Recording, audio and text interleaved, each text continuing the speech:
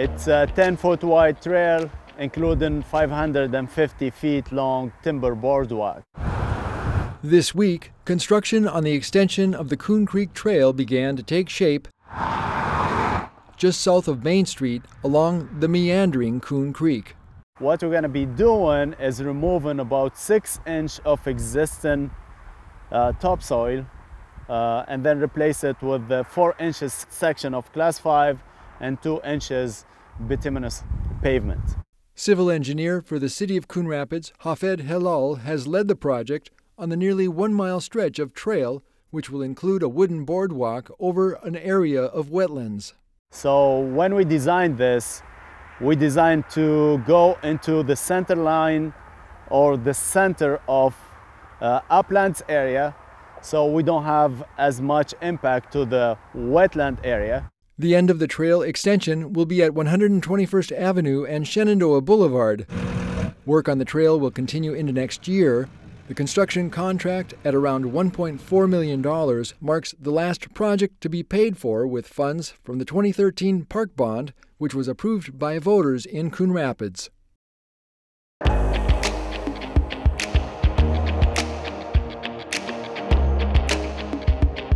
Here's a quick recap of the Tuesday, September 17th City Council meeting. The Council approved changes to City Code related to waste collection and recycling services. This week, the City Council adopted an ordinance that would eventually limit the number of residential garbage haulers in the future to 3 companies. Currently, there are 5 active haulers that would be able to continue service if they keep meeting licensing requirements. Also, a hauler could lose their license if they receive 5 or more formal complaints within a 12-month period. A procedure for administrative fines is also being added. The changes are being made to better protect residents in response to complaints about their service. The City Council has approved a memorandum of understanding between the Police Department and District 11 for school resource officers. The agreement provides funding for officers this year at Coon Rapids High School, Coon Rapids Middle School, Northdale Middle School, River Trail Learning Center, and Compass programs. Officers will also continue teaching the DARE program in local elementary schools. The little thing does a little damage, but it all accumulates when you got, hundreds or thousands of these on one tree. The city continues its fight against a destructive tree pest. On Tuesday night, the council approved a loan from the revolving construction fund to speed up the removal of boulevard trees infected with emerald ash borer. Since 2010, the city has removed 3,000 infected boulevard trees, but about 2,900 remain. The goal is to remove the remaining trees by the end of 2027 at a cost of about $2.6 million. And that's a quick recap of the September 17th City Council meeting. As always, you can find the full meetings on cable or the CTN Coon Rapids YouTube channel. I'm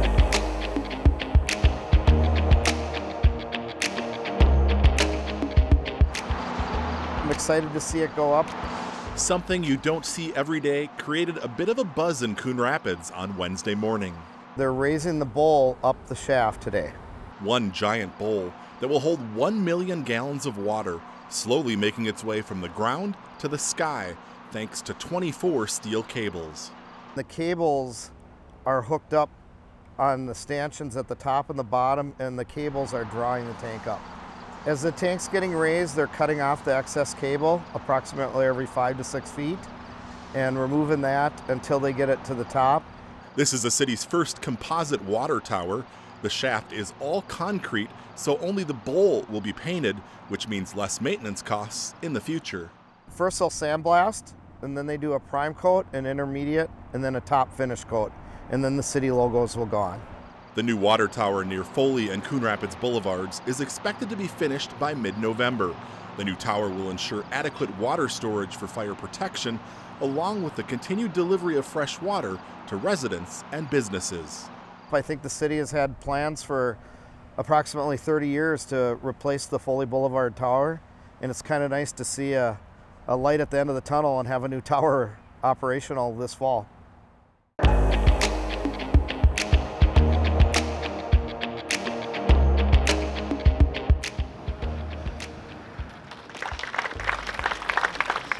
With the twist of a fire hose, the ceremonial ribbon cutting helped mark the grand opening of the city's newest fire station this week. Local leaders and other dignitaries gathered Tuesday afternoon to celebrate the milestone. Firefighters moved into the new station on 111th Avenue earlier this year, while the finishing touches were being put on the 32,000 square foot facility. Today we gather not just to celebrate a new building, but to honor a significant milestone in our community's commitment to the safety and well-being of its citizens and first responders. On behalf of the fire department, it is both an honor and a privilege to express our deepest gratitude for the new fire station that now stands as a beacon of progress and care.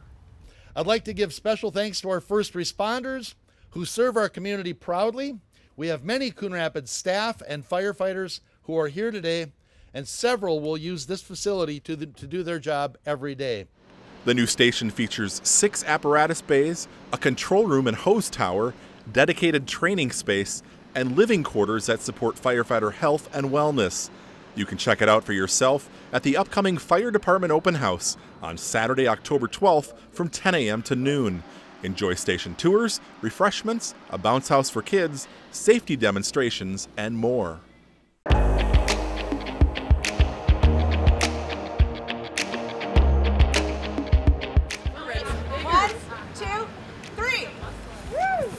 On Monday afternoon, Alexandra House broke ground on a new project which gives a safe refuge for survivors of domestic violence and their pets.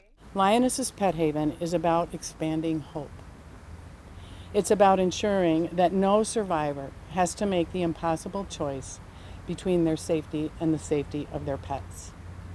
This haven will provide a safe refuge where survivors and their pets can escape abuse together and begin their journey toward healing without the trauma of separation. Candace Amundsen, a former program participant, became an advocate for Alexandra House to be a pet-safe shelter in honor of her beloved dog, Linus.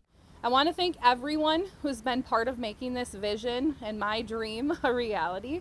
Tina and Connie, all the dedicated staff and the volunteers who believed in the mission, the donors, the supporters, the future supporters, and every single person that understood that pets are not just animals, they're family. Plans show a pet enrichment area where participants can bring their pets to play. The project will include the renovation of 3 rooms in the shelter. So there are 3 bedrooms being renovated that will include pet-safe entry doors with vestibules and privacy kennels so that the pets don't see each other, and it's an extra additional layer of safety. Alexandra House will be the first shelter in the metro area to offer on-site in-room sheltering of pets. Linus's Pet Haven plans to welcome its first pets in January of 2025.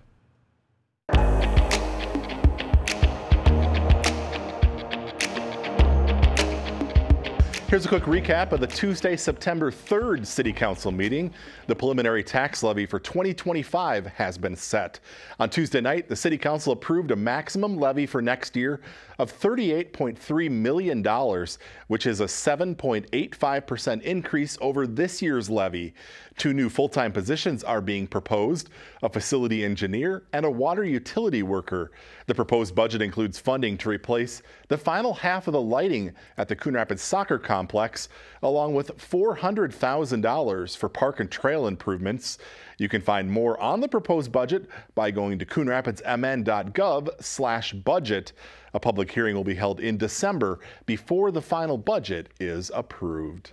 Some changes are being proposed to city code related to waste collection and recycling services. This week, the City Council introduced an ordinance that would eventually limit the number of residential garbage haulers in the future to 3 companies. Currently, there are 5 active haulers that would be able to continue service if they keep meeting licensing requirements. Also, a hauler could lose their license if they receive 5 or more formal complaints within a 12-month period. A procedure for administrative fines is also being added. The changes are being made to better protect residents in response to complaints about their service. An organization that helps the homeless continues to grow in Coon Rapids. On Tuesday night, Family Promise of Anoka County received site plan approval for a new 8-unit apartment building. Last year, Family Promise opened a family services center off Coon Rapids Boulevard near Highway 610. They also purchased a nearby home where one family can stay at a time. The new 8-unit apartment building will be constructed next to the home. Families stay up to 90 days while they work and find permanent housing. And that's a quick recap of the September 3rd City Council meeting. As always, you can find the full meetings on cable or the CTN Coon Rapids YouTube channel.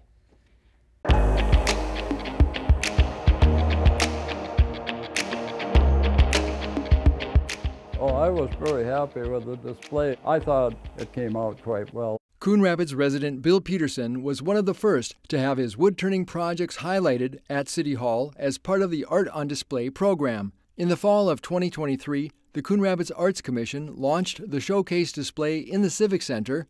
The Commission is currently seeking additional applicants to keep the program going in 2025. Anybody that, does artwork, and is good at it, it's a good way to get their name out there as an artist by, having it displayed, because it's in a public place where, people can walk in anytime the city's open and see what's out there on display.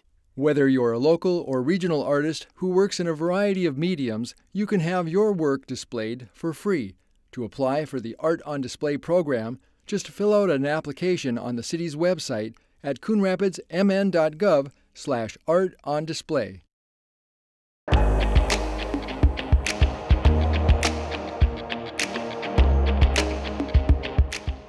Those are called flex posts, and they're intended to help delineate traffic. On Wednesday morning, employees from the City of Coon Rapids, with help from MnDOT, set up a safety demonstration area along 121st Avenue near Sand Creek Elementary. We're really trying to do some things that we haven't done before in the city in terms of the installation of flexible posts and painted curb bump outs and the on-street bicycle lanes, to test them out and to see how they work with our maintenance operations. City staff painted the bump outs and did the striping for the new bike lanes. The medians with flexible posts are at the intersections of Norway Street and Sycamore Street along 121st and are meant to improve pedestrian safety. The project uses the existing roadway with a 7-foot parking lane on both sides of 121st Avenue between the curb and the bike lane. This is the first on-street bike lane in the city. It measures 6 feet wide along both sides of the road between Unity Street and Foley Boulevard. The demonstration project is meant to last about a year. The project is part of the city's active transportation plan, which staff is developing thanks to a grant from MnDOT. Sustainability planner Olivia Doro Hovland wrote the grant in collaboration with the city's engineering and public works departments. And the idea is to really test out some safety improvements here, see how they work, see if we want to move them to any other intersections or streets or parts of the city. Whether you're a driver, a cyclist, or a pedestrian who uses the 121st corridor, the city wants to get feedback from you on these safety improvements. Find out how at coonrapidsmn.gov/bike lane.